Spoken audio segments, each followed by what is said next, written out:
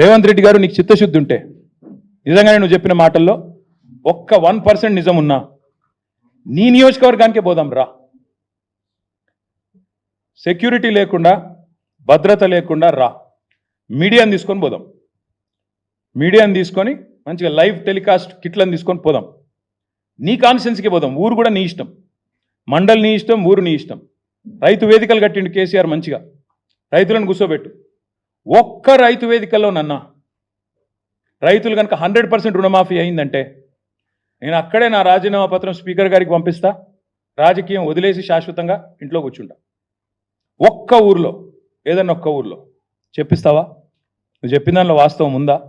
నువ్వు చెప్పిన లెక్క ప్రకారం రైతులు రుణమాఫీ జరిగిన విషయం వాస్తవమే అయితే కొడంగల్లో ఏ ఊరో నువ్వే డిసైడ్ చేయి, పోదాం. కేవలం కొడంగలే కాదు, మేము వదిలిపెడతా అనుకుంటున్నామేమో. మా నాయకులందరికీ నేను ఈరోజు పిలిపిస్తా ఉన్నా ఈ పత్రికా సమావేశం ద్వారా.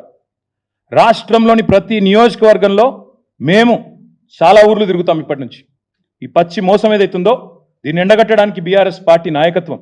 మొన్న మా తమ్ముడు వివేక్ గారు ఎట్లా కుత్బుల్లాపూర్ రూరల్ మండల్లో ఎంతమంది ఉంటే ఎంతమందికి అయిందో మొన్న వచ్చి ఇక్కడ ప్రెస్ మీట్ పెట్టి మరీ లెక్క చెప్పినాడు. రుణమాఫీ విషయంలో 1000 మంది ఉంటే కేవలం 100 మందికి ఇచ్చి మేము మొత్తం కంప్లీట్ చేసినామని పోజులు కొడితే ప్రధాన ప్రతిపక్షంగా మా బాధ్యత మీ వాదనలోని డొల్లతనాన్ని ఎండగట్టడం.